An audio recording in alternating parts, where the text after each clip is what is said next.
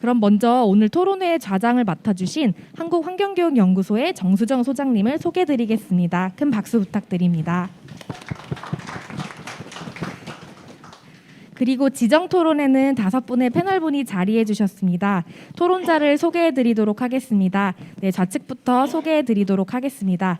먼저 국립산림과학원 하시연 연구관님 자리해 주셨습니다. 네, 그리고 인천광역시 교육청 남선정 장학사님 자리해 주셨습니다. 네, 그리고 생태교육센터 1항의 성은혜 사무국장님 자리해 주셨습니다. 그리고 생태보전 시민모임 김선민 사무처장님 자리해 주셨습니다. 네, 마지막으로 숲해설가이신 신은주 선생님 자리해 주셨습니다. 그러면 지금부터 지속가능한 생태 문명을 향한 숲환경교육의 전환 심포지엄 토론을 시작하도록 하겠습니다. 네, 토론자별로 7분 정도 토론문을 발제해 주시는 순서인데요. 네, 여기서부터 진행은 제가 정수정 저장님께 맡기도록 하겠습니다. 네, 다시 한번 인사드리겠습니다. 안녕하세요. 저는 오늘 심포지엄 토론 시간 진행을 맡은 한국환경교육연구소의 정수정 소장이고요. 또 동시에 사단법인 생명의숲 공동운영위원장을 하고 있습니다. 만나 뵙게 돼서 반갑습니다. 네, 오늘 심포지엄은 이제 제목에서 보시는 것처럼 그리고 앞서서 심포지엄 안내에서도 말씀드렸듯이 지속가능한 생태 문명을 향해서 숲 환경교육이 현재는 어떤 상황이고 그리고 앞으로 어떤 전환이 필요한지에 대해서 논의하고 있는 아주 의미 있는 자리입니다. 먼저 기조 발제를 해주신 이재영 교수님 그리고 유영초 대표님께 감사의 말씀드립니다. 숲환경교육이 어떤 방향으로 전환을 해야 하는지 그리고 숲환경교육을 둘러싼 현재의 담론과 꽤 많은 생각할 거리들을 많이 제공을 해주셨다고 생각이 들고요. 또 사례 발표를 해주신 곽혜경 선생님 그리고 김태희 선생님께도 감사를 드립니다. 곳곳에서 다양한 학습자들과 진행되는 숲 환경 교육과 교육 콘텐츠들이 어떻게 발전해 나가고 있고 또 현장에서는 어떤 고민들을 하고 계시는지를 저희가 조금 더 현실감 있게 또 이야기들을 많이 들은 자리가 되었던 것 같습니다. 지금부터는 좀 전에 소개를 해드렸던 5분의 토론 발제자분들을 모시고 발제해 주신 내용을 기반으로 숲 환경교육의 각 분야에서 생각하고 계시는 숲 환경교육의 전환에 대해서 이야기를 나누어 보는 시간을 가져보도록 하겠습니다. 먼저 오늘 모신 토론자분들은 국책연구기관 그리고 환경교육 그리고 숲활동과 관련된 현장에서 활동하고 계시는 숲해설가 선생님 그리고 숲환경교육을 담당하고 있는 기관과 또 교육청에서 환경교육, 숲교육을 담당하고 계시는 장학사님 등 다양한 관점의 이야기들을 충분히 여러 차례로 들으실 수 있을 것으로 기대를 하고 있습니다. 자, 그러면 본격적으로 첫 번째로 숲 환경 교육과 관련된 기획자의 입장 그리고 이제 제도와 항상 가장 가까운 곳에서 실질적인 고민을 하고 계시는 국립산림과학원 하시연 연구관님께 오늘의 토론 첫 번째 토론을 요청해 드리도록 하겠습니다. 박수로 맞이해 주시면 감사하겠습니다. 예, 제가 그 많은 분의 발제와 사례를 들으면서 산림청을 오라고 할 걸, 가라고 할 걸, 내가 왜 왔지? 라고 하는 그런 생각이 들었습니다. 저는 사실은 내내 약간 마음이 무거워지는, 그러니까 지금 이제 전환이라는 말을 썼는데 저한테는 어떻게 보면 매일매일이 전환의, 산림교육을 하면서 매일매일이 전환의 시기를 살고 있지 않았나 이런 생각이 듭니다. 그래서 해결해 나간다고 하는 일들이 생각만큼 확 해결되지 않는 부분들이 많기도 하고 이제 수요가 현장에서는 또 굉장히 많기도 하고 그런 부분에 있어서 노력이 이렇게 쉽게 또 전달되지 못하고 이런 부분이 있기도 하고 그래서 마음이 여러 가지 마음이 들기도 하고 무거운 마음으로 좀 앉아 있었습니다. 근데 그럼에도 불구하고 저는 사실은 이제 산림교육이라고 하는 게 엄청나게 빠른 급속한 성장을 했다고 생각을 해요. 급속한 성장을 했다라고 생각을 하는데 그런 이유 중에 하나는 이제 물리적인 공간이 그러니까 다른 자연에 비해서 숲이 굉장히 이제 가까운 거. 서울에서도 영등포구를 제외하고 다 숲이 있을 정도로 그런 숲이 가까운 물리적으로 가까운 거 하나가 있었을 거고 또 한 가지는 이제 이게 산림교육이 청에서 그러니까 산림청 중심으로 막 산림교육법이 만들어지고 하면서 저는 제 입장에서는 이런 제도가 만들어지다 보니까 물론 제도라는 거 갖춰서 저희가 할 수 있는 일을 못했던 것도 많지만 그래도 제도가 있으니 예산도 더 많이 받아오게 되고 그런 부분이 또 쓰여지면서 너무 또 제도권 내에 있어라고 하는 생각이 있으시고 그게 불편하시기도 하겠지만 저는 그걸 확대하는 이제 그런 외연을 확대하는 데는 좀 많은 기여를 했다고 생각을 합니다. 그러면서 이제 늘 끊임없이 저와 모든 분들이 여기 계신 현장에 계신 모든 분들이 늘 저희를 바꿔왔던 것 같아요. 카멜레온처럼. 왜냐하면 저희는 이제 숲을 가지고 있고 숲을 위해 그러니까 산림교육을 위해서 산림교육 전문가도 양성하고 센터도 만들고 뭐 프로그램도 다 현장에서 개발하시고 하는데 저희가 가지고 있지 않은 게 사람이잖아요. 그래서 그 사람들이 뭘 할 때마다 교육부가 뭘 바꿀 때마다 우리 또 바꿔. 뭘 바꿀 때 교육부의 교육 정책이 저는 다른 부처보다 정말 많이 바뀐다고 생각하고 그 틈새를 들어가려고 정말 애를 써주시고 계시고 교육부를 10년 문을 두드려서 지금 이제 교육과정 개정 가운데 있어서 저희 살림 그 글자 하나 숲이라고 하는 글자 하나를 넣으려고 애를 쓰고 있는데요. 생각만큼 이렇게 쉽지가 않아요. 그런데 그거에 비해서 오히려 이제 선생님들이 현장에서 많이 노력해 주셔서 학교랑은 더 연계하는 부분들이 많아지고 그런 부분에 있어서 저희가 다 같이 애를 굉장히 많이 썼다고 생각합니다. 근데 저는 이제 요즘에 고민하고 있는 거는 저희 이제 산림교육의 그 법적 정의를 보면 그 산림교육은 다양한 기능을 체계적으로 체험, 탐방, 학습함으로써 산림의 중요성을 이해하고 산림에 대한 지식을 습득하며 올바른 가치관을 가지도록 하는 교육을 의미한다라고 적혀 있어요. 근데 여기서 도대체 올바른 가치관이라는 게 무엇인가? 라고 하는 걸 아무도 정하지 않고 올바른 가치관이라는 말을 막연하게 썼던 것 같아요. 이 안에 그 모든 걸 담으려고 했었나? 이런 부분이 있고 또 한 가지는 이제 저는 어떻게 보면 제가 산림청 사람이라서 누가 그러시더라고. 너 그렇게 얘기하면 부처 이기주의 아니냐? 그래서 나 산림청 사람이라 나 부처 이기주의 맞다 이렇게 얘기했는데 사실 산림청이 산림교육을 하는 이유 중에 하나는 우리 숲을 잘 가꿔줄 우리 편을 만들어서 지속가능한 숲을 만드는 게 이제 목표인데 좀 지금의 법적인 정의는 사람 중심으로 되어 있어서 이 부분을 이제 수정하는 부분. 근데 이거는 이제 산림청도 지금 공감을 조금 하고 있는 상태이고요. 그렇게 좀 수정이 될 예정이면서 저는 지금 교육도 너무 사람 중심의 어떤 교육인데 이재영 교수님 앞에 말씀하신 것처럼 그래서 숲이 좀 주인공이 되는 그런 부분이 좀 합쳐져서 이게 좀 균형을 맞아야 될 것 같아요. 그래서 숲이 주인공이 될 수 있는 그런 이제 교육으로 좀 전환이 필요할 것 같고 그럼 기존의 사람 중심 교육과 어떤 밸런스가 맞아지지 않을까 이제 이런 고민을 하고 있습니다. 그래서 법적인 정의도 저희가 이제 지금 이 시점에서 좀 시간이 지나다 보니까 다시 이제 검토를 해볼 생각이고요. 그리고 이제 두 번째는 산림교육이 이제 정말 외연의 확대는 많이 됐는데, 그러니까 외연의 확대라고 하는 건 저는 이제 다른 산림청에서 추진되고 다른 산림복지 서비스에 비해서 산림교육이 가장 확대도 많이 됐고 현장도 많아요. 산림치유가 굉장히 이제 핫한 이슈이긴 하지만 산림치유보다 산림교육의 현장은 훨씬 더 많고 관련된 인력이나 사람, 관계된 분들도 훨씬 많습니다.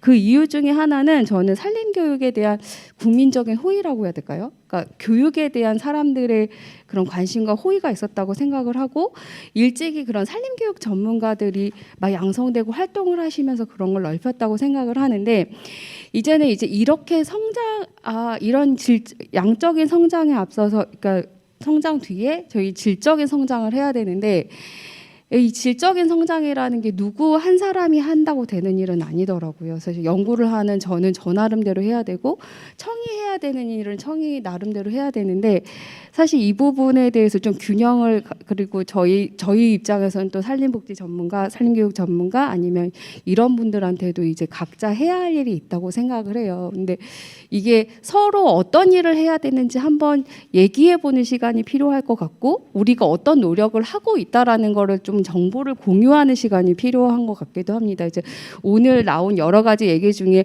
우리도 이런 것도 하고 있는데 그래서 이런 것도 얘기를 하고 싶은 말들이 많이 있는데요.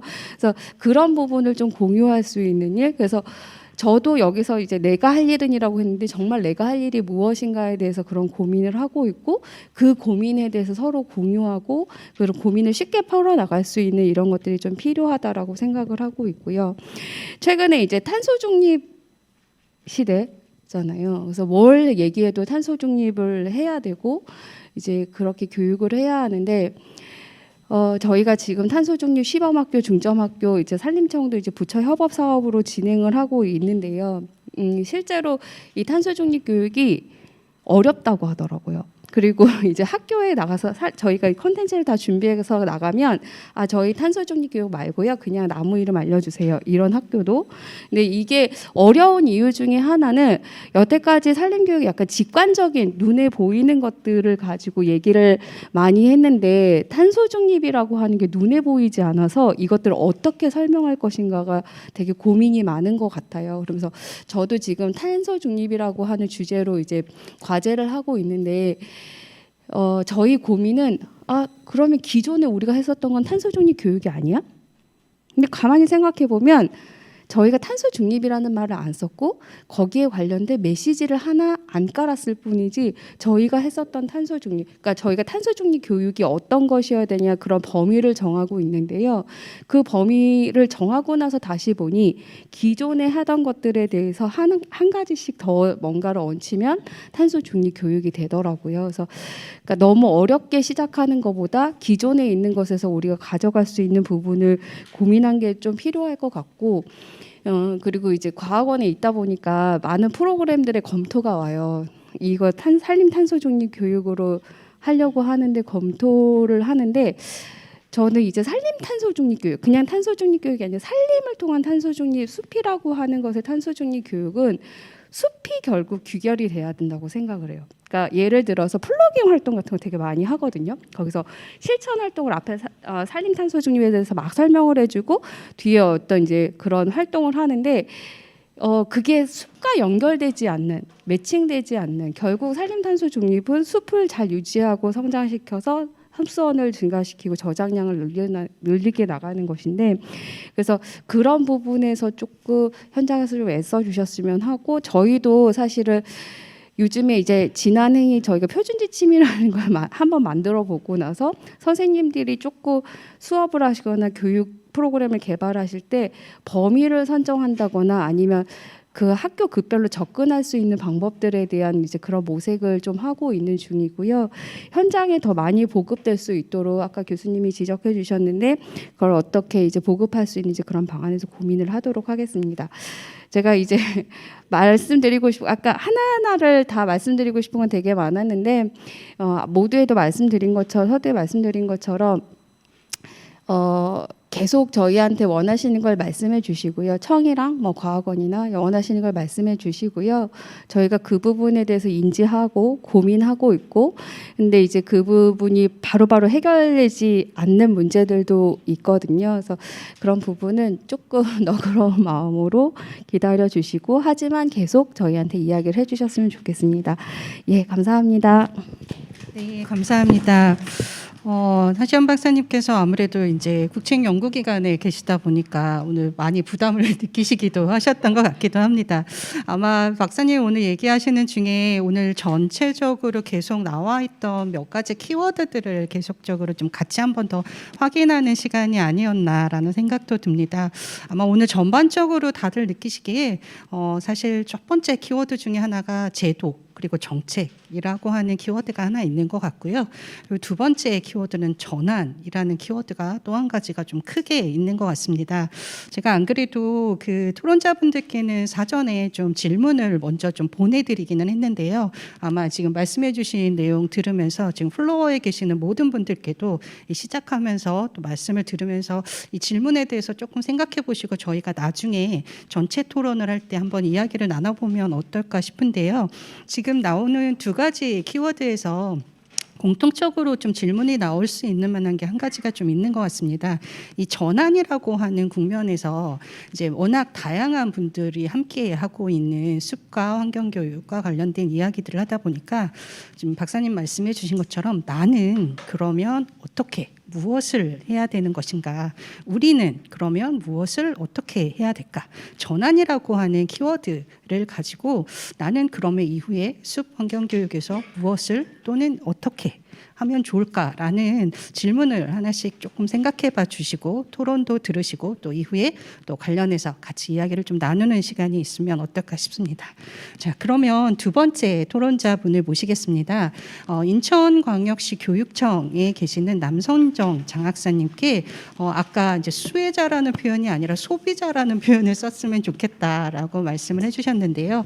선생님들께서 가장 많이 만나는 학생과 관련된 학습자, 아마 교육청은 소비자이기도 하고 또 제공자이기도 하고 다양한 조금 기능을 가지고 있을 것 같습니다. 그래서 남선정 장학사님 모시고 두 번째 토론 이야기 한번 들어보도록 하겠습니다. 박수로 맞이해 주세요. 네, 안녕하세요. 남선정입니다. 네, 저 완전 개인적인 욕심으로 왔습니다. 근데 온다고 해놓고는 와보니까 너무 멀어가지고요. 그러니까 숲 얘기하면서 자가용 몰고 왔습니다. 너무 죄송하게 생각합니다. 먼저 일 짓고 하고, 네, 아니 2배가 걸리더라고요. 그리고 일을 하다가 와서 도저히 시간을 못 맞출 것 같아서 자가용 몰고 왔습니다. 죄송합니다. 네, 그래서 개인적인 욕심은 저희가 지금 숲 조성도 하고 그다음에 숲 교육들을 작년부터 되게 확대하고 있는데요. 그 방향이 제가 좀 맞는 건지 저희들 인천시 교육청에서 학교 숲교육을 활성화시키려고 하는 것들이 과연 제대로 하고는 있는 건지 그런 것들이 계속 고민이 좀 되거든요. 거기다가 작년에 제가 이제 세팅을 해놓고 그다음에 올해는 다른 장학사님한테 업무가 그게 넘어갔는데 그 과정에서 또 제가 어떻게 하지 못하는 부분들이 또 생기는 거예요. 그래서 이 방향을 잡는 게 되게 중요한데 이런 고민들이 있던 차에 그리고 제가 이제 생각하는 어떤 것들이 있는데 그게 과연 맞는지 이런 생각들을 좀 점검받고 싶은 개인적인 욕심에 오늘 참여를 했고요. 근데 좋은 사례 얻어가는 것 같아서 내년에 또 막 기대가 됩니다. 네, 관련해서 인천시 교육청 중심으로 조금 좀 말씀을 드리고요. 그리고 저는 환경과 생명을 지키는 교사 모임 활동들을 오래 해왔고요. 그래서 그런 활동, 인천 환경교육 네트워크 활동하다가 교육청에 들어가서 지금 장학사 역할을 하고 있습니다. 네, 그래서 이렇게 멤버십이 2개가 있습니다. 네, 들으면서 산림청이 지금 교육을 이상하게 생각하나, 숲교육을 이상하게 생각하나 이런 한 느낌이 하나가 있었고요. 그러니까 저 개인적으로 이제 오늘 쭉 들으면서 느꼈던 것 중에 하나. 그리고 교수님 이재용 교수님하고 유영호 대표님 말씀하시는 내용들의 모두가 다 저희가 동의가 된다, 공감이 된다. 그리고 그 방향은 기반으로 가져가야겠다라고 하는 생각을 좀 했고 또 하나는 네, 아까도 말씀드렸지만 좋은 사례 하나 얻어가는 것만 해도 오늘 이 시간 들여서 온 거 너무나 감사하게 생각한다. 이런 개인적인 느낌이 있었습니다. 그리고 저희가 학교 숲교육 관련해서 이렇게 조성하고 숲교육을 하면서 작년 올해 제게 좀 저한테는 조금 뭐라 그래야 되죠? 충격적이었던 이런 장면이 2가지가 있는데 하나는 작년엔 5학교 숲 조성을 했습니다. 그러니까 한 학교에 2억씩 들어갔고요. 그리고 작년에 5, 올해는 10학교 하려고 했는데 너무나 신청이 많아서 추경으로 5에서 15학교 지금 진행하고 있고 그리고 내년에는 시스템을 바꿔서 가을에 선정해서 3월에 숲 조성을 하는 방식으로 이제 또 좀 바뀌어서 진행이 되고 있는데 내년에 이제 10학교 할 거거든요. 근데 그 과정에서 항상 듣는 소리가 이게 요것밖에 안 되네. 숲이 2억 들었는데 뭔가 근사할 줄 알았는데 허전해. 이게 뭐야? 뭐 이런 얘기들을 계속 듣는 거예요. 근데 그게 이제 저희들이 그거를 운영하는 초기 기획 단계부터 얘기를 좀 했어야 되는 부분인데 그걸 못했던 것 때문인 것 같아요. 근데 숲이라고 하는 게 뭐 공원처럼 딱 만들어 놓고 아름답게 만들어지는 게 아니잖아요. 숲을 조성하는 것부터 숲 교육을 하겠다라고 하는 마음을 먹고 그거로부터 숲을 만들어 가겠다, 거기서 교육을 하겠다라고 하는 건데 뭔가 근사하게 다 만들어지는 것들 모두가 바라고 있었다라는 거죠. 그래서 그거는 우리가 기획할 때부터 좀 잘못했다. 그리고 촉진자분들하고 그다음에 그 설계하시는 분들하고 조성하는 분들하고 그 부분에 대한 것들이 충분히 얘기가 되지 않았구나라고 하는 반성 겸 그리고 앞으로 그런 그 숲 교육이라고 하는 것 또는 숲을 조성하는 것들이 숲을 조성해 놓은 걸 가지고도 숲교육을 할 수 있지만 숲을 만들어가는 과정도 숲교육이지 않나? 그게 정말 중요한 거 아닌가? 아까 이재용 교수님 도토리 하나 심어서 도토리 아이들이 키워서 옮겨간다 그러잖아요. 저 내년에 그거 하려고요. 내년에 해야겠다. 그리고 올해 숲을 좀 조성하려고 좀 넓게 부지를 만들어 놓은 학교가 있어요. 근데 나무를 이제 못 심어 놓은 어떤 부지만 있는데 그 학교 그거 하자고 해야겠다라고 제가 또 아이디어를 하나 얻었고요. 그리고 또 하나 저희가 작년에 이거는 강산 교육활동가 또는 환경교육 하시는 분들에게도 해당이 되고 숲교육을 하시는 분들에게도 해당이 되는데 학교로 들어가서 사회환경교육 쪽에서 또는 숲교육 해설가 분들이 학교로 들어가시는 이런 것 경우에 제가 이제 올해 성은혜 위원장 옆에 있지만 같이 국장님하고 막 올해 짰던 것이 학교의 학교의 숲이 마을 숲이었으면 좋겠다. 그리고 그 학교 숲을 학교 선생님이 관리하시는 게 아니라 마을에서 관리하는 체계로 가야 된다. 그리고 마을에서 여기를 계속 교육해 주시면 좋겠다. 그래서 활동가분들, 교육활동가들이 왜 다른 어떤 데서 막 이렇게 왔다 갔다 하시는 게 아니라 그 학교 주변에 마을에 사시는 분들이 이 학교에서 뭔가 계속 하시면 좋겠다. 이런 꿈을 가지고 학교에서 그거를 그렇게 꼭 옆에 있는 강사님들, 교육활동가들을 모실 때 마을에 있는 분을 모셔라. 만약에 어려우면 1항에 연락해서 활동가를 좀 연결시켜 달라 해라. 라고 안내를 다 했거든요. 근데 학교에 딱 연락 오는 거야. 저희 강사님 되게 싸게 해주신다는 분 얻어가지고 1학년부터 6학년까지 다 교육 프로그램 단기죠. 단기로 다 만들었다는 거예요. 근데 그 강사님이 그분이 저희는 여기다가 저기 신청하면 1항에다가 하면은 10만 원 받을 텐데 우리 6만 원에 해줄게요. 뭐 이렇게 얘기를 하셨다고 교무부장님이 너무 자랑 삼아 저한테 얘기를 하신 거예요. 그래서 그러시면 안 되는 거죠. 마을 교육 활동가 좀 섭외해서 같이 마을의 숲이 될 수 있도록 처음 한번 발작을 뛰려고 하는데 그래서 올해 사업이 제가 생각하기엔 좀 망했습니다. 그 부분은 망했고요. 그래서 저희들이 인천시 교육청에서 숲 교육을 해나가는 데 있어서 아까 다 말씀들 하셨지만 지속적으로 마을에서 그 숲을 관리하시고 마을에서 계속 교육해 주시고 그 아이들과 선생님이 떠나도 그 후배들이 또 들어와서 더 풍성해진 숲에서 즐길 수 있는 이런 숲 교육이 돼야 된다. 그리고 그런 숲들이 지속돼야 된다라고 생각을 하고 그리고 얼마 전에 이제 그러니까 시에서 그 숲을 만드시는 분하고 또 얘기를 좀 했는데 그분들이 저희가 학교에서 숲을 다 만드니 시에서 숲을 만드는 학교에 숲 조성해주는 사업을 접겠다고 하시는 거예요.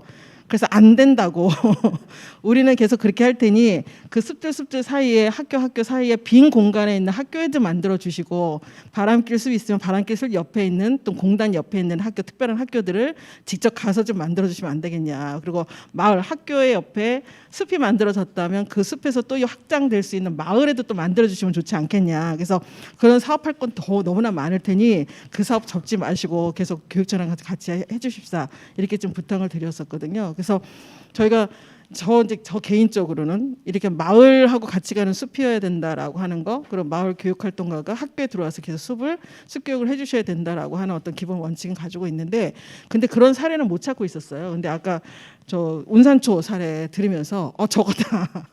우리 저렇게 한번 해보자고 성은혜 국장님한테 저 인천에서 숲 교육을 계속 책임져주고 있는 단체들이거든요. 그래서 여기 교육청하고 지금 협력을 많이 하고 있는데 꼭 그렇게 몇 년씩 가서, 근데 몇 년씩 가는 학교는 있긴 해요. 있긴 있는데 그게 제가 생각할 때는 왜 가꾸어 가면서 거기서 뭔가 책임지고 마을하고 함께하는 건 아니거든요. 강사님이 그냥 학연 가듯이 가서 교육을 하고 오시는 거라서 마을에서 그렇게 같이 지켜주고 만들어주고 교육해주고 하는 이런 사례들을 운산초 사례를 본받아서 인천에서 좋은 사례를 만들어 보도록 그렇게 한번 해봐야겠다라고 생각을 하고요. 그리고 뭐 환경이든 숲이든 저희들이 생각하는 그 환생교, 환경과 생명을 지키는 교사 모임에서 되게 강하게 생각하고 있는 것들이 아까 유영철 대표님이 말씀하셨던 그 뿌리에 해당한 나무에서의 뿌리에 해당하는 그 부분인 것 같은데, 그 87쪽에 레이첼 카슨이 쓴 자연 그 경이로움에 대하여라고 하는 책에 나와 있는 한 구절을 제가 옮겼어요. 근데 저희들이 이거를 거의 그 환경 교육, 뭐 체험교육 이런 거에 있어서는 가지 뭐 이렇게 꼭 지켜가려고 노력하는 것 중에 하나인데, 어린이에게나 어린이를 인도해야 할 어른에게나 자연을 아는 것은 자연을 느끼는 것의 절반만큼도 중요하지 않다.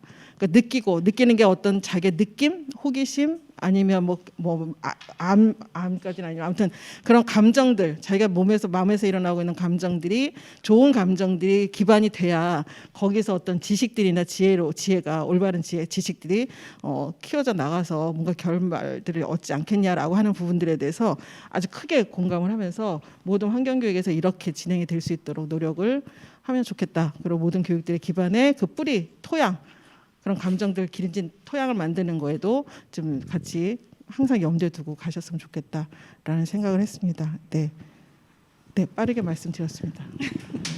네, 감사합니다. 네, 장 학사님께서 이번 심포지움을 통해서 그래도 아이디어를 뭔가 얻어가실 수 있었다라고 말씀을 해주시니까 그것만으로도 사실 심포지움이 어느 정도는 성공을 좀 거두지 않았나라는 생각도 듭니다. 아마 여기 계시는 선생님들께서도 말씀은 안 하시지만 꽤 많은 것들을 아이디어뿐만이 아니라 생각할 거리들을 분명히 많이 얻으셨을 거라고 저는 좀 굳게 생각을 하고 믿습니다. 학교 숲이 마을 숲이었으면 좋겠다. 그리고 마을과 연결되는 우리가 지역과 함께하는 숲교육에 관련된 강조를 매우 많이 해주셨던 것 같고요. 또 좀 안타깝지만 실제 우리가 기획했던 것과 실제로 마을 숲 교육이 일어나는 현실 상황에 대한 또 사례도 마음이 좀 아프기는 합니다만 네, 내년에는 꼭 성공하시기를 제가 좀 기도하도록 하겠습니다. 그러면 이번에는 실제로 이런 숲 환경교육을 개발하시고 또 운영을 하고 계시는 두 개의 기관에서 오신 분들의 말씀을 좀 들어보도록 하겠습니다. 생태교육센터 1항에 계시는 사무국장이십니다. 성은혜 선생님 모셔서 말씀 들어보도록 하겠습니다. 박수로 맞이해 주시면 감사하겠습니다. 네, 안녕하세요. 네, 오늘 이 포럼 통해서 심포지엄 통해서 제시한 이런 주제들이 저는 좀 늦었지만 반드시 꼭 필요한 주제가 아닌가 싶습니다. 그래서 저는 내년에 총회를 할 때 우리 소속 선생님들과 또 활동가들과 회원분들과 함께 이 부분에 대한 이야기를 좀 공론화해서 이야기를 시작해 보면 어떨까 하는 생각을 하게 되었고요. 앞서 발표해 주신 이재영 교수님과 유용초 대표님 말씀을 듣고 가장 크게 와 닿았던 부분은 장소의 회복성입니다. 기후위기 대응이 아니라 기후위기에 맞선 행동으로의 변화, 실천을 하려면 내 삶에 적용하고 또 행동으로 옮기는 부분이 가장 중요하다라는 생각이 드는데요. 그러기 위해서는 어렵지 않게 나의 삶의 일상 그리고 내가 살아가고 있는 삶터와 연결된 그런 숲교육, 생태교육이 필요하다라는 생각이 듭니다. 까먹기 전에 우리 남선정 장학사님 저도 인천에 있기 때문에 같이 이런 사회환경교육기관으로서 학교와 연계돼서 하는 활동들을 하고 있는데요. 이 학교 숲 조성이 될 때 이 사실 빠져있는 부분이 하나가 있습니다. 그 부분은 생물 다양성 증진에 대한 고민입니다. 그러니까 단순히 수목을 조성하는 것이 아니라 그 공간 자체가 정말 생물 다양성 증진에 대한 고민을 담아냈는가 이 부분이 꼭 들어가야 한다라는 생각이 들고 제가 이제 발제 뒷부분에 얘기가 되어 있는데 좀 이게 그냥 그 과정 자체가 조성하는 과정 자체가 교육이 되고 하는 게 되었으면 좋겠다라는 생각이 들었습니다. 그래서 누군가가 일방적으로 조성해주고 끝나는 것이 아니라 함께 생물 다양성에 대한 고민을 하면서 커뮤니티가 함께 그 조성해 나가는 과정이 담겨 있으면 오히려 좀 더 참여자가 주체가 되는 그런 교육 과정을 만들 수 있지 않을까라는 생각이 들었습니다. 네, 서로는 마치고요. 제가 썼던 좀 전에 발제문을 읽어보도록 하겠습니다. 네, 저희 인천 계양구에 저희 센터가 있는데요. 매해마다 저희 기관으로 요청 들어오는 숲 환경 교육의 횟수는 점점 늘어나고 있습니다. 저희가 자발적으로 예산을 편성해서 학교나 지역사회에 하는 교육들은 대부분 연속성 수업입니다. 일회성 수업은 하지 않고 있고요. 다만 제가 토론문에 담았던 지역사회, 유치원, 학교, 다른 뭐 도서관, 마을 센터 이런 곳에서 이제 저희한테 그쪽에서 예산을 편성해서 요청 의뢰 들어오는 교육들은 거의 다 95% 일회성 교육에 그치고 있습니다. 한 5, 6년 정도 전 학년 전 학급을 대상으로 매년 생태교육을 의뢰하는 학교가 있어요. 사실은 그런 학교도 많지 않아서 저는 되게 잘 하고 계시다라고 생각이 드는데, 이왕에 하실 거면 참가자 입장에서는 사실 일회성 교육으로 끝나는 거잖아요. 그래서 그렇게 하는 것보다 특정 학년을 좀 선정을 해서 예산에 한계가 있다면 참가 학생들이 좀 연속성 수업을 들을 수 있도록 배치해 보시면 어떨까요? 라고 제안을 매번 드리고 있지만 학교에서는 그냥 기존에 진행하는 대로 진행하기 일쑤입니다. 그래서 이 일회성 교육으로는 전환 교육을 시도하기에는 참 역부족이라는 생각이 드는데요.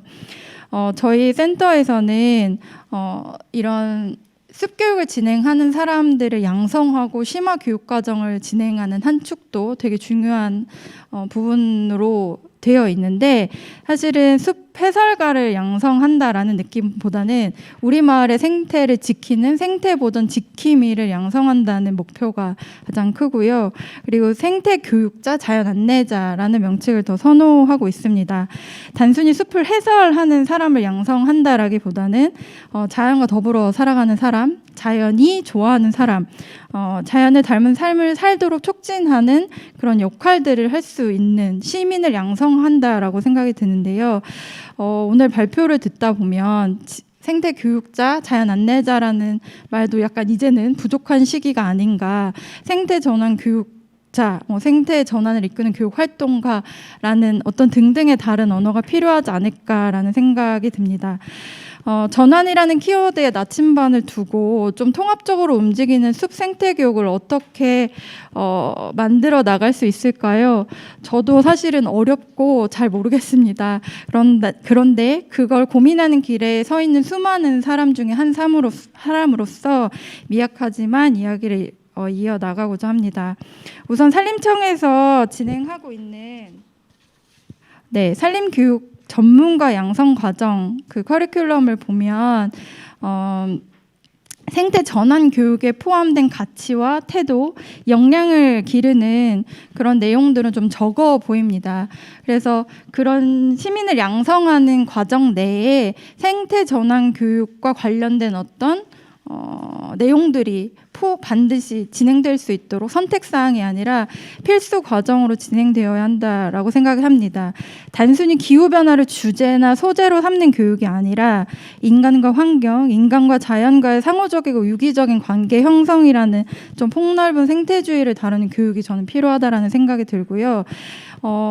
숲 교육자분들이 곤충, 나무, 풀, 버섯, 양서류 이런 부분들을 배우지만 내가 살아가고 있는 이 도시가 어떤 모습으로 계획되어야 하는지 하는 그런 생태 도시, 생태 전환 도시 혹은 도시 숲 이런 부분들을 사실 배우지는 않는 걸로 알고 있습니다. 그리고 하더라도 이제 선택사항이 되어서 어떤 곳은 선택을 하고 어떤 곳은 선택하지 않는, 그리고 되게 적은 비중을 차지하고 있다고 생각이 들어서 앞으로는 이 교육 과정 안에 필수적으로 좀 큰 틀의 사고의 전환을 가져오는 이런 생태 전환 교육의 내용들이 필수적으로 반영되어야 한다고 생각이 듭니다.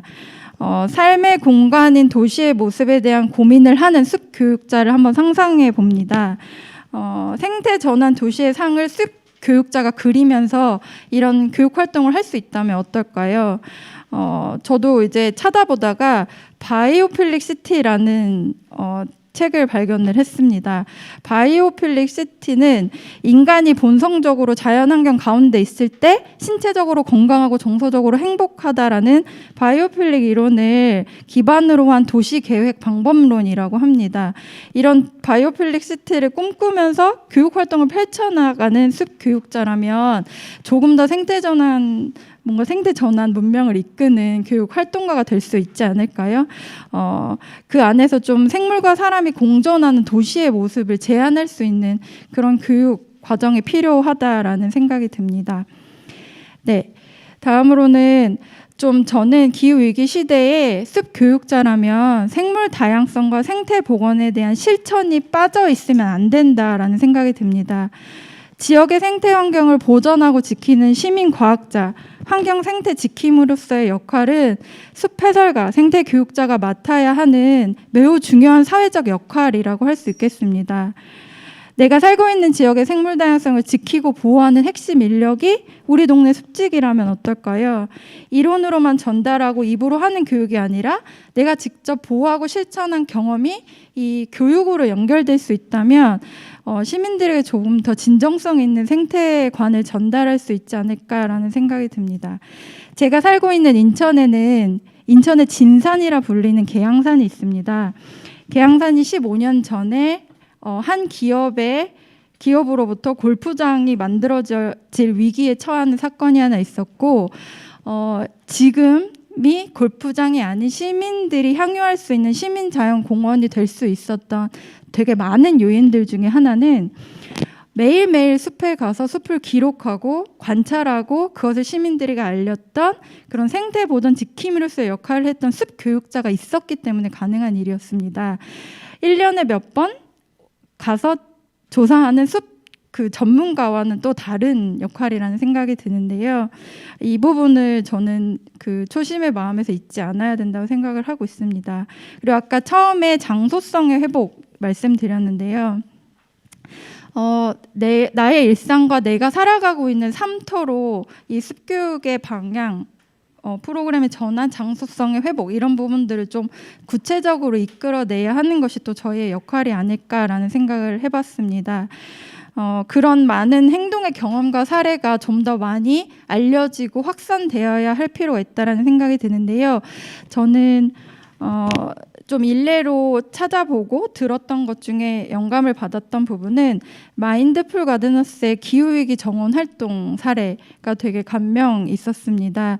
아까 초반에 말씀드린 것처럼 그냥 일방적으로 전문가가 숲을 조성하고 끝나는 것이 아니라 좀 덜 전문적이더라도 내가 사는 공간에 한 귀퉁이 땅을 함께 어떻게 정원으로 만들 수 있을지, 어떻게 하면 생물 다양성을 증진시킬 수 있을지 같이 고민하고 식물을 함께 기르고 그것들을 나누는 공동체성 회복을 하면서 갖는 그런 커뮤니티 정원 활동이 저는 되게 영감을 받았고 앞으로 동네에서 할 수 있는 그런 사례들로 좀 저희도 모범 사례로 자극을 좀 받고자 하고 있습니다.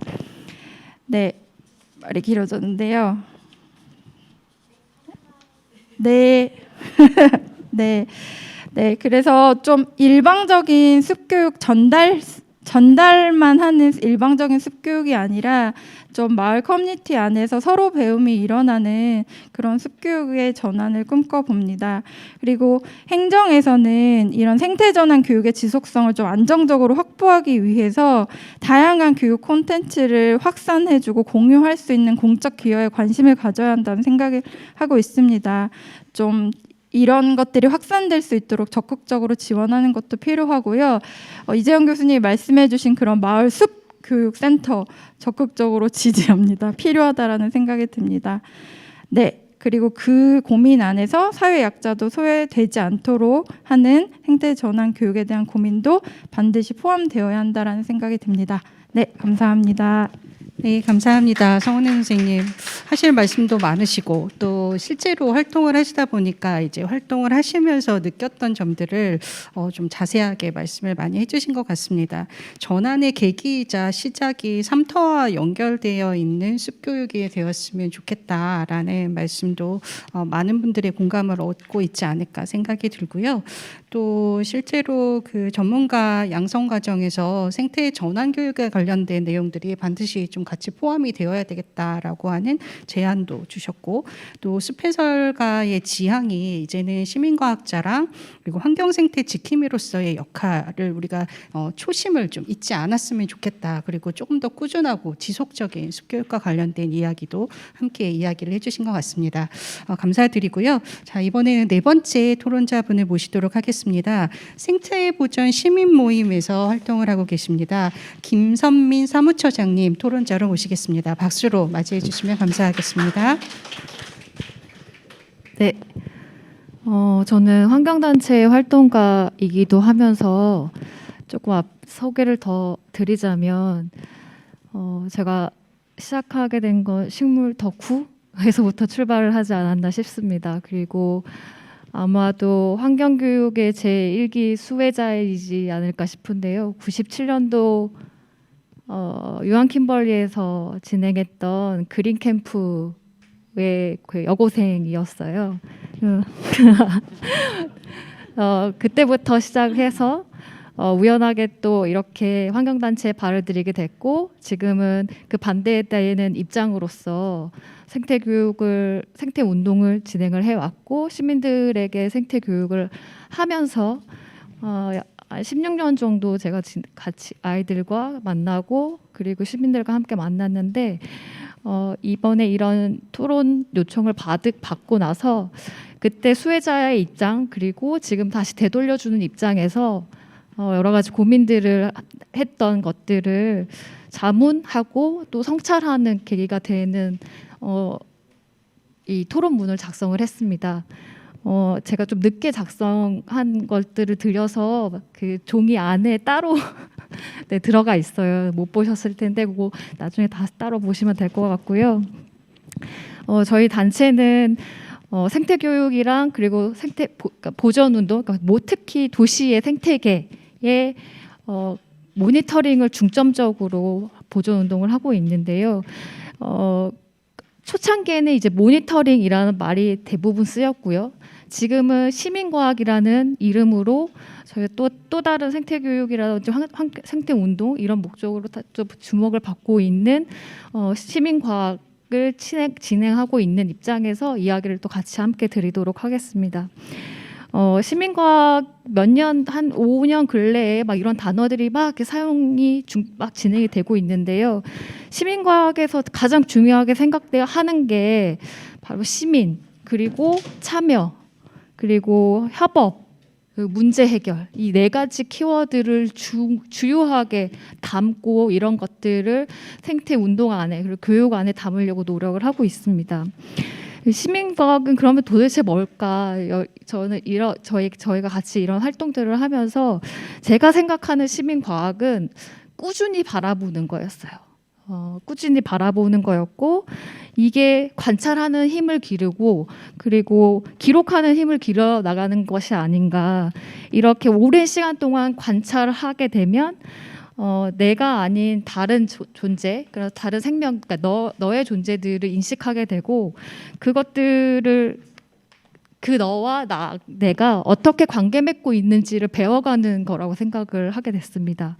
그러니까 이렇게 그러면 그 시민들이 관계 맺고 있는 거에서 관계를 맺어가는 능력도 같이 함께 배울 수 있지 않을까 생각하게 됐고요.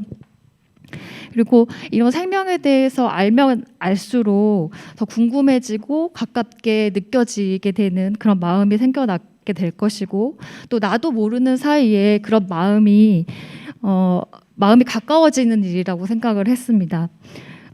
그래서 이런 마음속에서 일어나는 친밀감 이런 것들이 생명을 바라보는 올바른 태도를 갖게 하지 않을까 갖출 수 있도록 그런 태도를 갖출 수 있도록 도와주지 않나 싶고요.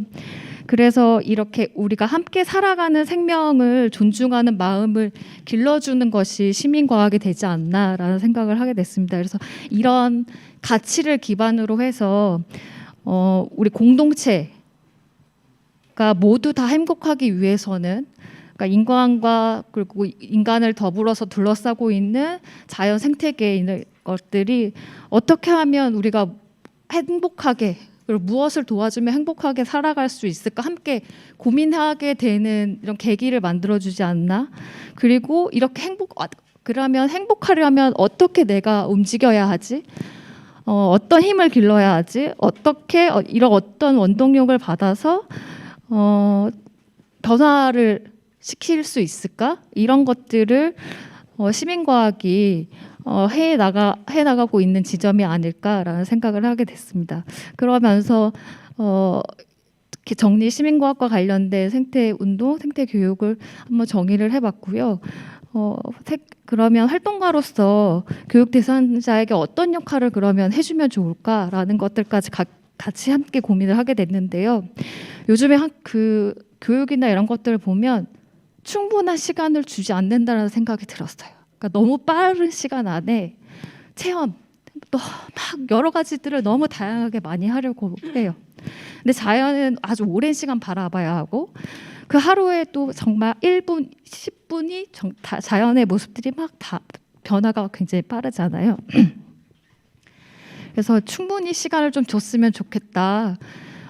그리고 또 답을 던져주지 말고 질문을 하는 사람이 되자. 아이들이 스스로 결정하고 스스로 질문에 답을 찾아갈 수 있는 그런 활동가가 되면 좋겠다라는 생각을 했고요. 그리고 과도한 책임감이나 부채의식을 좀 남기지 않았으면 좋겠다. 제가 환경교육을 그 초반에 받을 때는 정말 pH 검사하고 이런 거 교육들을 받았고 환경의 문제로 인해서 어떠한 피해 상황들이 벌어지게 됐다 이런 것들 그리고 우리가 희망이 있어 이런 것들 지금 많은 분들도 아마 같은 생각을 하고 계실지도 몰라요. 근데 아이들이 그런 생각을 갖지 않고 희망을 인간이기 때문에 이런 문제도 발생시켰지만 인간이기 때문에 문제도 해결할 수 있다라는 희망을 건네줬으면 좋겠고요. 그리고 너와 나를 연결해주는 매개체, 그러니까 조력자가 우리의 역할이지 않을까. 그러니까 너와 생명, 이 자연을 만나는 연결 포인트를 만들어주는 것이 우리의 역할이겠다. 그리고 요즘에 아이들이 이상하게 자기 스스로 하려고 하는 것들이 굉장히 부족하다는 느낌을 많이 받았어요. 이번에도 얼마 전에 며칠 전에 교육을 하면서 바로 그냥 아니요 저 못해요 이렇게 나오는 아이들이 너무 많은 거예요. 그러니까 아이들이 그러면 왜 그런 말을 할까? 스스로 하고자 하는 거에 성취감을 한 번도 못 느꼈던 것 같아요. 그런 아이들이 성취감을 혼자 느끼는 것도 아니고 다 같이 함께 성취감을 함께 느낄 수 있는 그런 것들 기회를 부여를 해주면 좋겠다라는 그리고 교육의 활동가가 이런 역할을 해주면 어떨까라는 생각이 들었고요. 마지막으로 제가 되게 존경하고 좋아하는 권정생 동화 작가님이 이렇게 짧은 문장을 던지셨는데 나를 둘러싼 모든 이런 자연과 다른 생명들을 어떻게 생명 운동에 있어서 굉장히 좋은 문장이라는 생각이 들어서 이 문장을 끝으로 마지막으로 읽고 제 토론을 마치도록 하겠습니다. 이 세상 모든 것은 모두의 것이다. 아기 종달새의 것도 되고 아기 까마귀의 것도 되고 다람쥐의 것도 되고 한 마리 메뚜기의 것도 된다. 밭 한 떼기 돌멩이 하나라도 그건 내 것이 아니다. 온 세상 모두의 것이다. 네, 마치겠습니다. 네, 감사합니다. 김선민 선생님께서는 현장 활동을 오랫동안 하시면서 아마 말씀하신 것처럼 자아 성찰 겸 그리고 함께 하시는 활동가 선생님들께 제안 또는 공유를 했으면 좋겠는 이야기들을 토론문으로 되게 일목요연하게 정리를 해주신 것 같습니다. 일단 숲교육, 숲환경교육에서 관계 맺음을 배우는 것을 활동가가 좀 잘 진행을 했으면 좋겠다부터 시작해서 충분한 시간을 주자 아마 많은 분들께서 공감을 하시지 않을까 싶고요. 또 질문을 하는 교육, 스스로 학습자가 답을 찾아갈 수 있도록 좀 기다려주기도 하고 또 뭔가 할 수 있는 여건들을 좀 만들어주는 교육 그리고 연결 포인트를 어떻게 만들어줄 것인가 좀 여러 가지 좀 생각해 볼 수 있는 질문거리들과 제안들을 해주신 것 같습니다. 감사드립니다. 마지막 토론자분을 모셔보도록 하겠습니다. 아마 지금 여기에 많은 토론자분들이 다양한 곳에서 활동을 하고 계시는데요. 정말 최전선에서 실질적으로 학습자들을 가장 많이 만나고 계시는 분이 아니실까 싶습니다. 저희 마지막 토론자로 신은주 선생님 모시고 선생님께서 생각하시는 지금 많은 이야기들 중에 선생님은 어떤 생각을 하시는지 한번 들어보도록 하겠습니다. 박수로 맞이해 주세요. 네, 안녕하세요. 숲해설가로 활동하고 있는 신은주라고 합니다. 저는 개인적으로 지금 이런 자리가 생기고 이런 이야기를 같이 공론화할 수 있는 자리가 생겼다는 것 자체에 되게 많은 의미를 두고 싶은데요.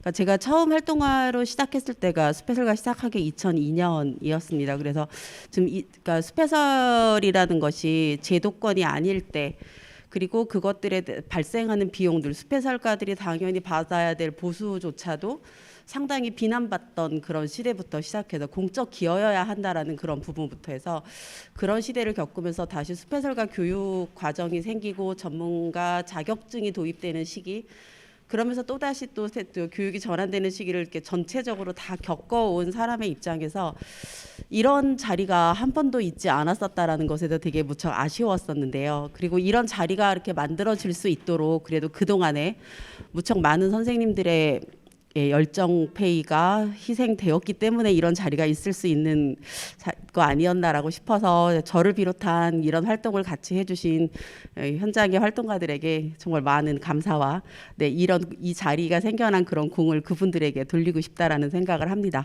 그리고 오늘 이제 그 발제 내용부터 해서 여러 내용들을 들으면서 저는 그동안 내가 해왔던 것들이 잘 하고 있었구나라고 하는 어떤 안도감과 그다음에 앞으로 이것들을 어떻게 발전시켜 나가야 될지에 대한 어떤 희망 같은 게 저한테는 좀 생기는 것 같습니다. 왜냐하면 아까 포레스트에서 발표하셨던 그 프로그램의 거의 대부분을 제가 관여를 하고 있고, 아까 말씀드렸던 그 포남초 사례도 지금 2013년부터 지금까지 거의 전교생을 입학생이 졸업할 때까지, 또 그 아이가 인근 학교에 중학교에 가서 또 가면 언제 만났던 선생님이에요라고 알아볼 수 있을 정도까지 해서 계속해서 이제 저희들이 단체에서 추구하고 있었던 것은 10여 년 전부터 꾸준히 노력했던 건 일회성 교육을 탈피하자라고 하는 게 저희들의 꾸준한 노력이었는데, 그런 것들이 계속 지속이 되고 있고, 운산초 같은 경우도 지금 2016년부터 현재까지 지금 제가 7년째 참여를 하고 있습니다. 그래서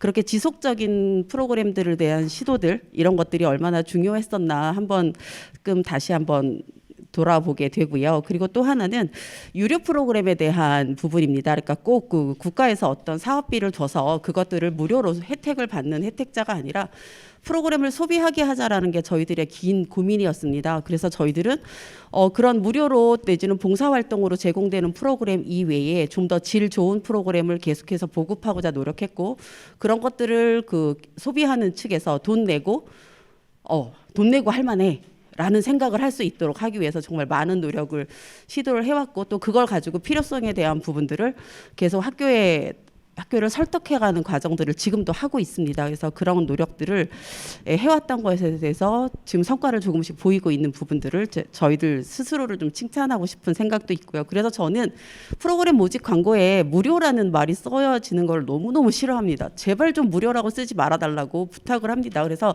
참가비를 쓰고 거기에 가로 열고 자기 부담금 0원, 그리고 어느 기관에서 그것을 지원하는지를 써주는 표현 방식이 저는 훨씬 더 좋다라고 합니다. 그래서 이런 프로그램은 공짜로 참여하는 프로그램이 아니라 돈을 내야 하는 건데, 그 돈을 내가 안 내고 누군가의 지원해주는 혜택을 내가 받는구나, 이렇게 인식하게 되면 그런 혜택 기회를 받지 않았을 때에도 내가 유료로 프로그램을 돈을 지불하고라도 참가비를 내면서 프로그램에 참여할 수 있다라고 생각합니까? 우리들 스스로가 우리들 프로그램이 무료로 제공되는 프로그램이다라는 생각을 하지 말아야 된다는 생각을 꾸준히 해왔었는데, 지금 여러분들의 발제들 내용들 속에서 자생력에 대한 얘기를 하는데 그 노력의 방향도 맞았던 것 같다라고 좀 해보이고요. 그리고 아까 하시원 연구원님께서 기존에 해오던 것에다 무엇을 더하면 지속 가능한 생태 전환 교육이 될 수 있느냐라는 것에 대한 시도도 저희는 꾸준히 해왔습니다. 아까 그 나무 이름표도 나무 이름에 대한 관심은 상당히 많습니다. 근데 이름만 알려줄 거냐? 그거는 아니라고 저희들은 생각했습니다. 그래서 그럼 이름을 어떻게 알려줄 것이냐라는 거를 봤을 때 이 나무들도 생애의 주기가 있다, 삶의 과정이 있다라는 걸 보여주기 위해서 사실은 그런 도감 형식을 빌어서 그 과정을 보여주고 그 나무를 관찰하고, 그리고 또 하나는 그 나무 이름표를 왜 하필이면 목재라는 소재를 이용해서 하느냐, 선택을 했느냐라는 것을 통해서 뭐 숲과 목재가 갖는 그런 탄소 저장 능력이라든가 목재가 갖는 그런 자원, 그러니까 순환성을 가진 자원이라는 특성들을 좀 부각시키고, 또 그런 과정들을 저희가 해주는 게 아니라 아이들 손수하면서 성취감과 참여했다라는 거, 그다음에 학교에 언제나 내가 만든 이름표가 있다라는 거, 그리고 또 그게 내만의 체험으로 하는 게 아니라 저희가 그 과정에서 강조하고 있는 건 나무 이름표를 안다는 게 나무에 알아가는 시작이라고 한다면 너희들은 다른 친구들이, 다른 사람들이 나무를 알아갈 수 있는 그런 하나의 봉사활동을 한 것이다라는 의미 부여도 합니다. 그리고 또 말씀드린 것처럼 기존에 하고 있던 그 숲교육, 뭐 논이라든가 또는 습지라든가 또는 텃밭이라든가 목공 활동에도 계속해서 탄소 중립에 관한 것들을 같이 교육을 합니다. 언제나 해서 저희들의 교육 방법의 목표는 우리들한테서만 들을 수 있는 교육, 그러니까 다른 데서도 다 배울 수 있는 내용이지만 왜 숲해설가와 함께 하여야 하느냐라고 하는 그런 존재의 이유를 만들어야 된다라는 생각을 가지고 계속 프로그램을 기획을 하고 있는 중인데, 네, 이런 것들에 대해서 오늘 약간 좀 확인받는 그런 기분이어서 앞으로 조금 더 많은 노력을 해야 되겠다라는 것도 어떤 희망을 가져보기도 합니다. 이런 희망 속에서 사실은 이제 내년부터 적용될 제3차 산림교육 그 기본법의 기본계획에서 나오는 것에 대한 기대를 제가 좀 적어놨는데요. 사실은 탄소 중립 교육에 필요한 여러 가지 교육 내용들이 해설가들 스스로가 모두 다 공부하기에, 개인이 모든 걸 다 공부하기에 너무너무 어렵습니다. 지금 해보셔서 아마 다 아실 겁니다. 그리고 너무 많은 분야가 관련이 되어 있고 너무 많은 그것도 활동들이 연결이 되어 있기 때문에 저희 비전문가였던 저희들이 그 내용들을 모두 다 공부한다라는 거는 거의 불가능합니다. 그렇기 때문에 제가 여기서 이제 그 국가환경교육센터에서 운영하는 포털 사이트를 예로 들어서 산림청과 비교했던 이유는 이 정보라는 것이 너무 많이 산재되어 있기 때문에 양질의 정보가 있더라도 그것은 이용하기가 어렵습니다. 그래서 지금 탄소 중립을 하면서 되게 많은 자료를 수집하고 이러는 데서 어려움을 많이 겪고 있어서 뭔가 통일된 아니면 어떤 공통적으로 좀 자료를 쉽게 제공받을 수 있는 플랫폼이 좀 필요하지 않나라는 생각을 했었고요. 그리고 또 하나는 지금 이제 여기서도 보시는 것처럼 우리 산림청은 여전히 국민들을 수혜자로만 보고 있는 것 같습니다.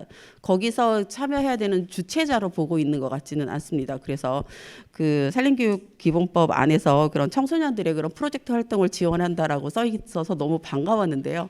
제발 정말로 돈이 만들어져서, 예산이 만들어져서 그게 잘 실현되기를 정말 바람하지 않습니다. 그리고 그 국가 여기서 말하는 산림교육 플랫폼이 구축이 된다면 아까 프로그램에 대한 공유에 대한 부분도 많은 부분 해결이 될 수 있을 거라고 생각이 됩니다. 왜냐하면 지금 사실은 공유를 말하기에는 너무 어려운 세상입니다. 왜냐하면 그들의 프로그램이 그들의 회사의 자생력과 생존력을 밑받침하는 재산입니다.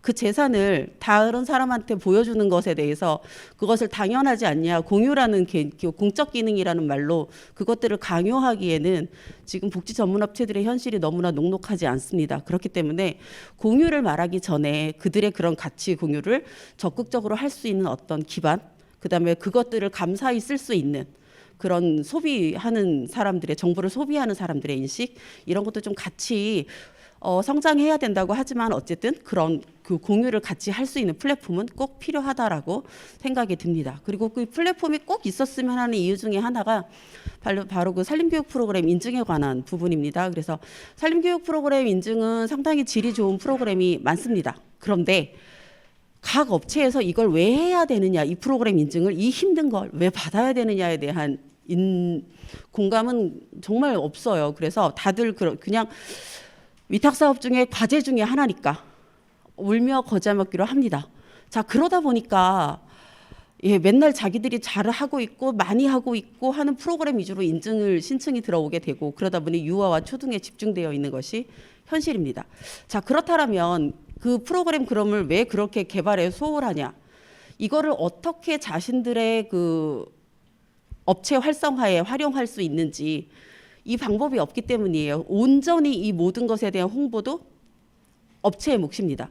그러니까 이런 플랫폼이 된다면 환경부의 예를 좀 빌어서 쓰자면 네, 이런 플랫폼이 만들어지면 거기에 프로그램 내용들을 좀 같이 공유하고 이러면서 예, 그것들을 자신들의 기업 업체의 활성화와 같이 연결될 수 있다면 훨씬 더 우수한 프로그램을 잘 개발하는 데 동기부여가 될 수 있다라고 그런 생각이 듭니다.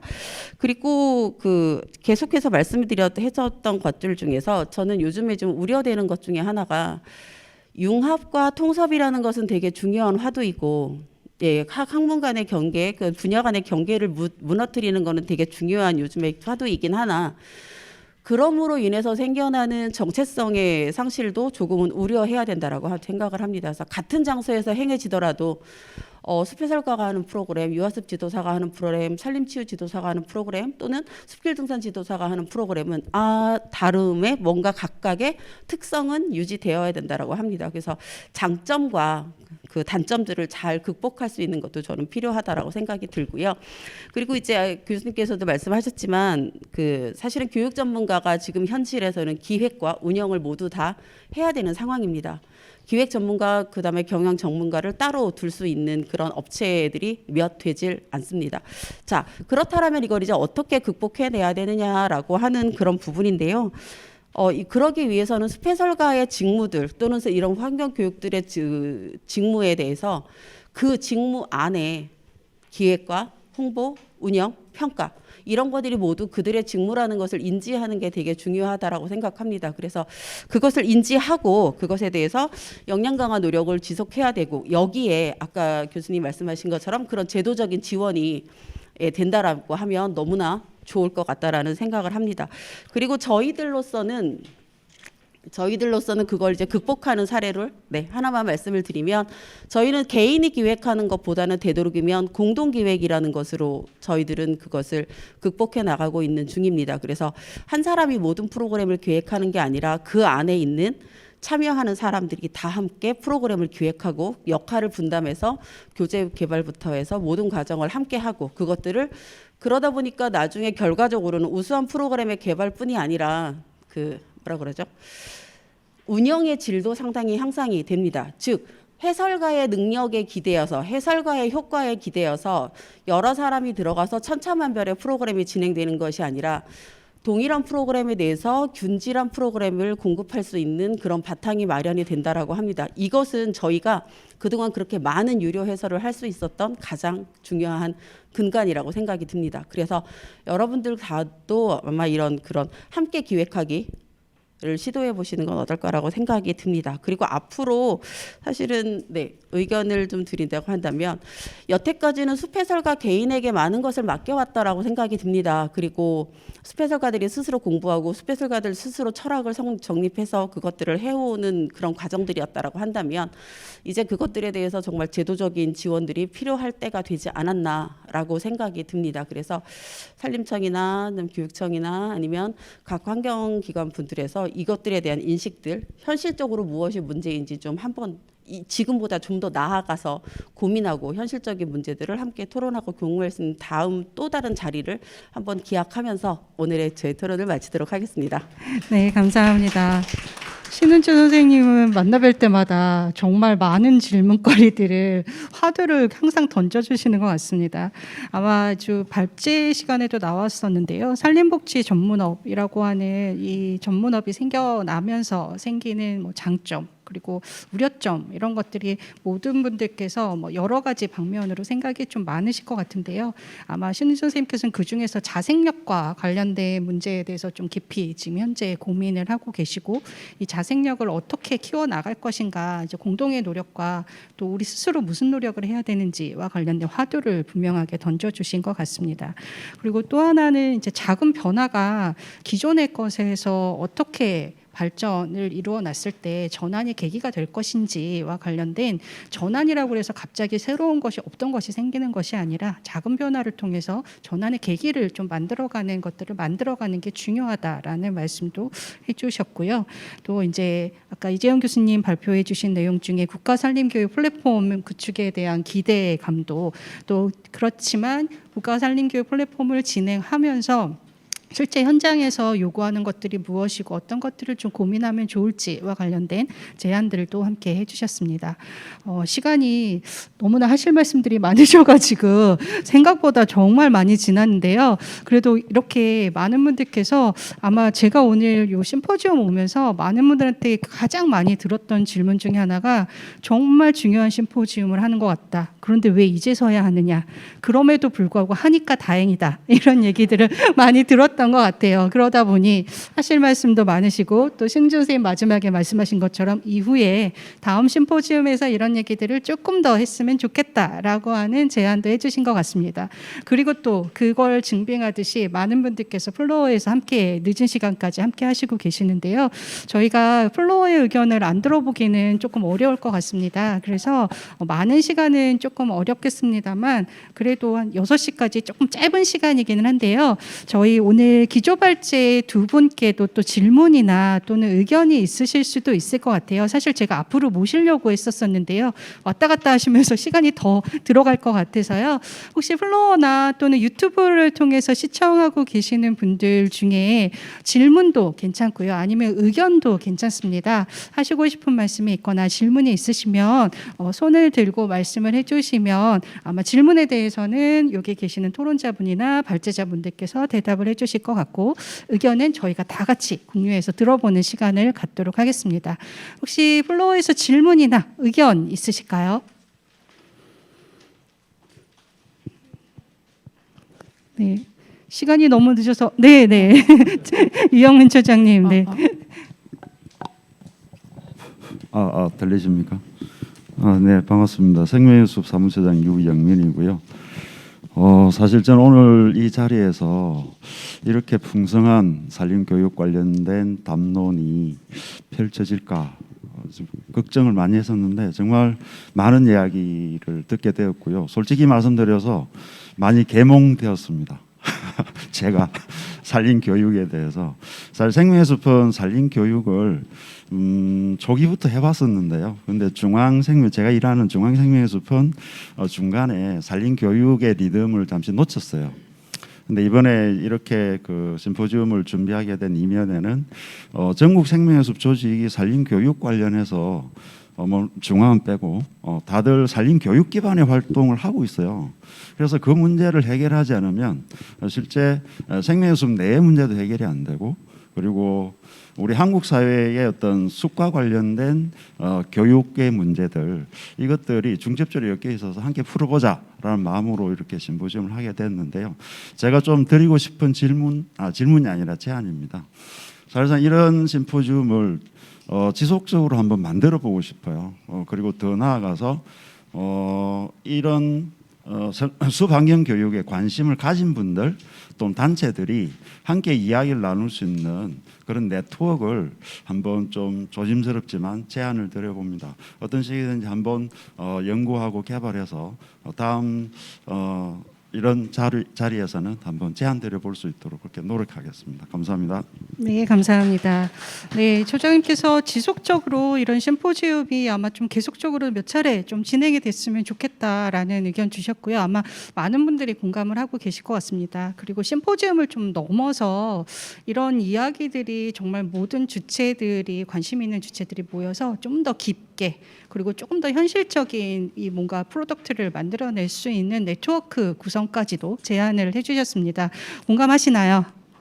네, 그러면 아마 이 심포지엄이 몇 차례 조금 더 진행이 될 수 있는 여건들이 만들어지게 된다면 아마 선생님들께서 조금 더 본격적으로 논의하고 또 뭔가를 이끌어 나갈 수 있는 네트워크까지도 좀 기대를 해볼 수 있지 않을까 하는 기대감도 가지게 되는 것 같습니다. 혹시 또 다른 분들 의견이나 또 이렇게 제안을 주셔도 괜찮고요. 아니면 질문 있으실까요? 네, 저쪽에 먼저 하시고 그 다음에 부탁드리겠습니다. 네.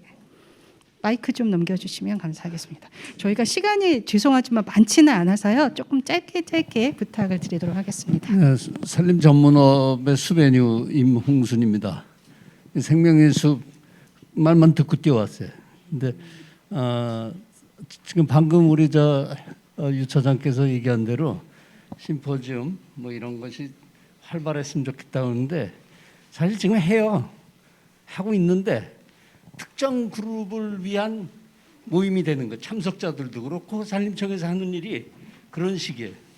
그러지 말고 범용의 보편적인 산림 전문업을 하는 실질적인 현장에서 움직이는 사람들을 같이 대화를 나눌 수 있는 그런 자리가 필요하지, 양성기관의 뭐 협회 대표들 간담회 형태 필요 없어요. 그리고 아까 우리 남 대표님 얘기한 대로 장 학사님, 제가 학교 교장의 권한이 그렇게 막강한 줄 몰랐어요. 그 학교장에 딸린 거고 학교에는 보안관이 있어요. 그게 무슨 얘기냐면 학교는 그만큼 이 울타리가 너무 세요. 그 학교 숲을 어떻게 문을 여시겠어요? 그런 거 하고 또 숲 해설가들의 폐위 문제도 우리가 심각하게 다뤄줘야 돼요. 그리고 거기에 참여하는 사람들이 어떤 사람들인가, 4대 연금에 국민연금 300, 400씩 받는 사람들이 참여할 자리인가, 그런 것도 한번 고려를 해줘야 된다는 얘기죠. 그러니까 가장 현실적인 거. 그리고 또 한 가지는 전문업이 예산 구조상 인건비 70%, 80% 한계를 놔서는 절대로 사무실 운영조차도 안 돼요. 그게 지금 누구도, 제가 산림청장, 김유미 과장 뭐 수없이 메일을 보내도 답이 없어요. 그러니까 그건 해결이 안 되는데 구조적인 문제를 아까 제도적인 문제로 우리 하시원 주무관께서 얘기했잖아요, 박사님이. 근데 그 70% 인건비 기준, 80% 인건비 기준을 가지고는 이익 1%도 안 나와요. 그렇게 돼 있어요, 구조가. 그걸 개선하지 않고서 숲해설가들 보고 어떻게 해라? 사무실 있냐? 상근 인력이 몇 명이냐? 이런 거 따지는 현실적이지 못하다 이거예요. 그리고 이제 우리 교육 문제도 유아숲 지도사는 생태 놀이 지도사라고 그래 내가. 그 사람들이 풀꽃을 알아요, 숲의 생태를 알아요, 뭘 공부를 해? 왜 와서 그런 거 있고, 또 한 가지는 실습 기간에 이제 실습한다고 와요, 유아숲 체험원에. 그 사람들은 수강료 다 받아 기관에서. 그리고 실습하러 와가지고 갑질해 오히려. 그러면 수용 기간에다가 어느 정도 자기네들이 수고비라도 내놓고 가는 게 그게 도리지, 와서 우리 실습하러 왔어요, 자기 개인적으로다, 그건 안 돼요. 그게. 근데 할 얘기가 너무 많아서 지금 치과 받고 치료하고 와서 또 다시 뛰어온 거예요. 나중에 감사합니다. 또 얘기합시다. 네, 고맙습니다. 예, 여기 아마 많은 분들께서 할 얘기가 너무 많으실 거라고 저도 기대가 됩니다. 아마 지금 말씀해주신 정말 다양하고 정말 편중되지 않은 모든 사람들이 함께 모이는 자리는 이후로 정말 잘 만들어져서 지금 말씀하신 하고 싶으신 이야기들을 아마 한 번에 다 끝내기는 어려우실 거라고 분명하게 생각이 듭니다. 몇 차례에 걸쳐서 주제를 가지고 좀 차근차근히 하나씩 짚어보는 그런 시간들을 조금 기대해 보도록 하겠습니다. 감사합니다. 네, 저희가 좀 시간이 없어서 마지막으로 모시고 지금 플로어의 의견은 남아서 저희가 또 별도의 시간을 가지고 좀 이야기하도록 하겠습니다. 말씀해 주세요. 우리나라는 국토 63%가 산림으로 형성됐다고 했잖아요. 근데 하는 일은 청에서 하고 있어요. 요걸 좀 담론을 해가지고 부로 좀 만들어가지고 이걸 좀 하는 것이 더 쉬우지 않을까, 저는 그런 생각을 많이 합니다요. 다음 이 조그마한 그릇을 가지고 뭘 해봐야 넘치거든요. 이게 넘쳐 있어요 지금 내가 보기에는. 이것을 이런 그 각자적인 생각보다는 거대한 담론을 먼저 만들어가면서 그걸 하고 나서 이것이 돼야 이게 실행이 되지. 그렇지 않으면 제가 보기에는 어렵겠다는 생각을, 저는 그런 거기 때문에 우선 그런 것이 목표가 되고 총력을 기울이거나 이렇게 하면서 하면은 아마 문제가 해결되지 않을까, 저는 그런 생각을 좀 하고 삽니다요. 세상에 국토의 63%를 차지하는 건 산림인데 이 천 갖고 뭐가 되겠습니까? 그래서 이걸 좀 한번 그런 담론이 해서 좀 이렇게 그걸 좀 만들어 봐 하면서 이렇게 청차적으로 해야 이런 것이 해결이 되지. 그렇지 않으면은 제가 생각에는 해결할 수가 없는 문제인 것 같은 생각이 제 바람입니다. 이상입니다. 네, 감사합니다. 네, 좀 거대 담론을 조금 더 크게 이야기했으면 좋겠다라는 말씀을 해주셨고요. 하시원 박사께서 옆에서 조그맣게 감사합니다라고 하시네요. 네, 아마도 지금 너무 하실 말씀 많으실 것 같은데요. 저희가 이제 유튜브 중계 또 지금 하고 계시는 분들도 좀 지루하실 수 있고 해서요. 조금 더 나누고 싶으신 이야기는 지금 기조발제자분들, 사례 발표자분들 다 같이 조금 더 시간을 함께 하실 수 있으실 것 같습니다. 그래서 이후 시간에 조금 더 다양한 얘기들을 나눌 수 있도록 하고 저희는 이제 토론 순서는 이것으로 그러면 정리를 조금 해보고자 합니다. 함께해 주셔서 감사합니다. 네, 토론자분들께 큰 박수 부탁드립니다. 우선 앉아 계신 채로 제가 마무리를 해도 괜찮을까요? 네네. 오늘 좌장으로 오랜 시간 수고해주신 정수정 소장님께 다시 한번 박수를 부탁드릴게요. 네, 그리고 긴 시간 동안 경청해 주시고 의견 주신 모든 분들께도 감사드립니다. 네, 본 심포지엄은 생명의숲 유튜브 채널에서 다시 보기 하실 수 있고요. 보내드리는 설문지를 통해 추가적인 의견 및 질문을 남기실 수 있기 때문에 설문지를 꼭 작성해 주시면 감사드리겠습니다. 그리고 끝 종료 후에는 이제 맞은편으로 아까 대화의 시간 신청하신 분들이 4분 정도 나오는 걸로 확인되었는데요. 혹시 추가적으로 원하시는 분이 계시면은 끝 종료 후에 맞은편 MPO 홀로 이동해 주시면 될 것 같고요. 네. 생명의 숲은 오늘 심포지엄에 그치지 않고 지속가능한 사회를 만들기 위한 숲환경 교육을 함께 고민하고 길을 찾아갈 수 있도록 노력하도록 하겠습니다. 그리고 아까 유영민 사무처장님이 말씀을 해주셨듯이 이렇게 민간 네트워킹이 좀 더 활성화되고 민간의 어떤 연대가 이루어질 수 있는 시작을 좀 만들어 보려고 좀 계획을 하고 있습니다. 그래서 앞으로도 많은 관심 그리고 함께 해나갔으면 너무 좋을 것 같고요. 네, 그러면은 이것으로 지속가능한 생태 문명을 향한 숲 환경 교육의 전환을 마치도록 하겠습니다. 네, 감사합니다.